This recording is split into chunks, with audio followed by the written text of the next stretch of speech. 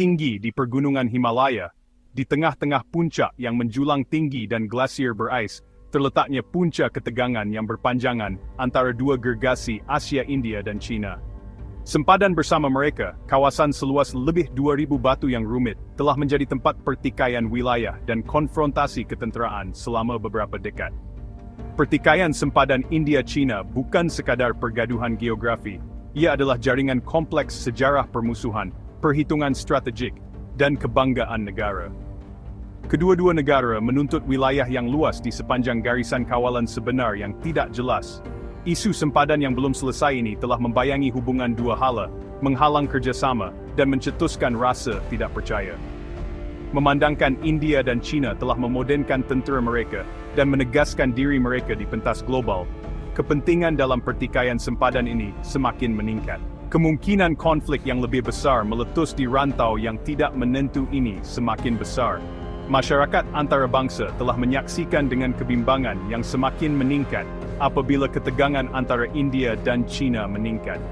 Mencari penyelesaian yang aman dan berkekalan untuk konflik yang telah lama wujud ini, bukan sahaja untuk kepentingan terbaik India dan China, tetapi juga merupakan perkara yang mendesak di peringkat global. Untuk memahami kebuntuan semasa antara India dan China, kita mesti menyelidiki sejarah silam. Punca pertikaian sempadan ini boleh dikesan kembali ke zaman penjajahan, apabila India British dan sebuah Republik China yang baru muncul bergelut dengan penentuan sempadan Himalaya bersama mereka. Pihak British yang ingin mengamankan sempadan utara mereka mencadangkan Garisan McMahon pada tahun 1914 yang meletakkan negeri Arunachal Pradesh yang penting secara strategik di dalam wilayah India. Walau bagaimanapun, China menolak Garisan McMahon dengan alasan bahawa ia dipaksakan ke atas negara China yang lemah dan berpecah belah. Perselisihan faham mengenai sektor timur sempadan ini, yang merangkumi Arunachal Pradesh, menjadi isu utama dalam rundingan berikutnya. Di sektor barat, pertikaian itu berpusat di dataran tinggi Aksai Chin, sebuah kawasan terpencil, tetapi penting secara strategik yang dituntut oleh India dan China. Kekaburan yang menyelubungi sempadan itu diburukkan lagi oleh ketiadaan sempadan yang jelas dan dipersetujui bersama di lapangan. Garisan kawalan sebenar, garis khayalan yang memisahkan kedua-dua tentera, muncul sebagai sempadan de facto, tetapi kekal sebagai punca pergeseran yang berterusan.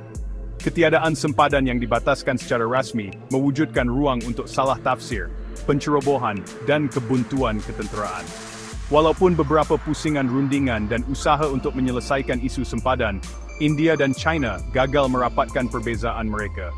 Pertikaian sempadan yang tidak dapat diselesaikan menjadi isu legasi, membayangi hubungan dua hala, dan mencetuskan rasa tidak percaya antara dua kuasa Asia yang sedang meningkat naik.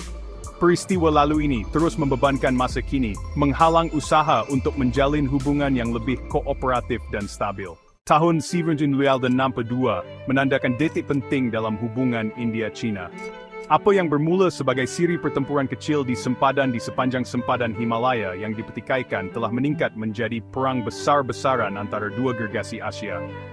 Perang Sino-India, 1962, konflik yang singkat tetapi berdarah, meninggalkan kesan yang tidak dapat dilupakan dalam hubungan dua hala, membentuk persepsi dan mencetuskan rasa tidak percaya selama beberapa dekad akan datang.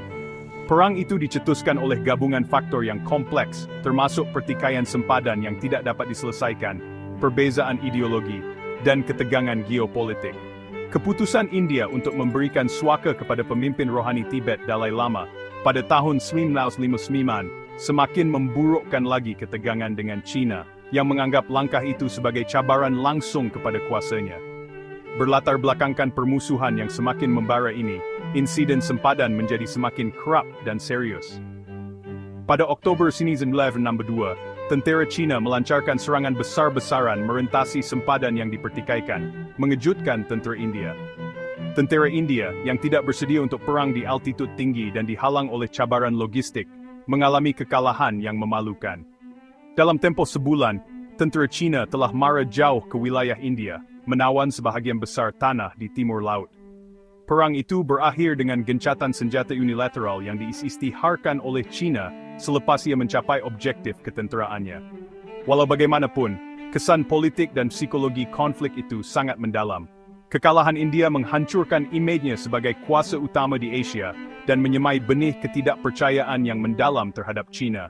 Perang 1962 membayangi hubungan dua hala, menghalang usaha untuk mengeratkan hubungan dan mencetuskan dilema keselamatan yang berterusan sehingga kini. Pertikaian wilayah antara India dan China bukan sekadar garisan pada peta. Ia adalah tentang kawalan ke atas wilayah yang penting secara strategik dengan nilai ekonomi, ketenteraan dan simbolik yang ketara. Kawasan yang dipertikaikan merangkumi sumber air yang penting, laluan altitud tinggi, dan lembah yang subur, menjadikannya hadiah yang didambakan untuk kedua-dua negara.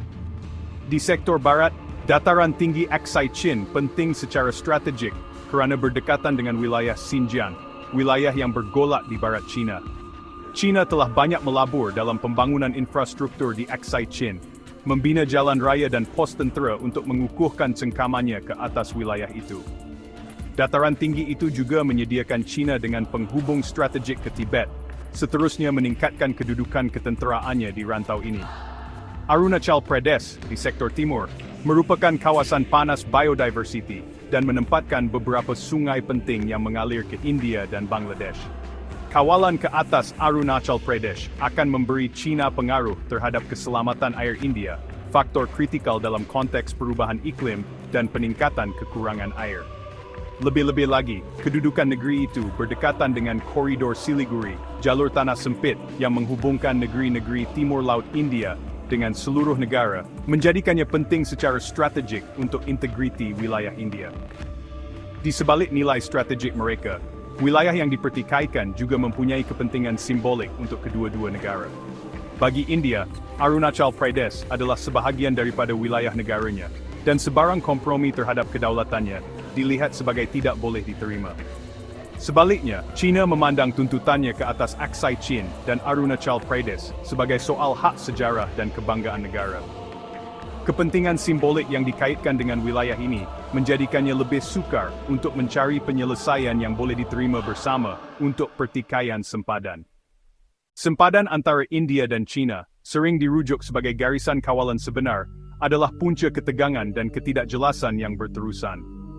Sempadan yang tidak jelas dan dipertikaikan ini, yang merentasi kawasan pergunungan Himalaya yang lasak, telah menyebabkan banyak pertempuran kecil dan kebuntuan selama beberapa dekad. Ketiadaan sempadan yang jelas menyukarkan usaha diplomatik dan ketenteraan untuk mengekalkan keamanan dan kestabilan di rantau ini.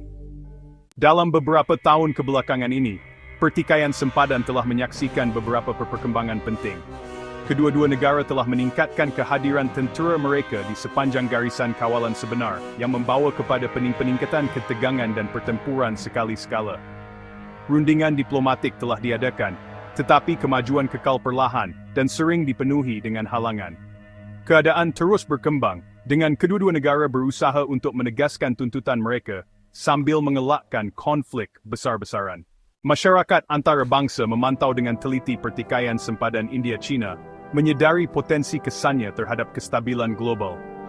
Sebagai dua negara yang paling ramai penduduk dan penting dari segi ekonomi di dunia, sebarang peningkatan antara India dan China boleh membawa kesan yang meluas.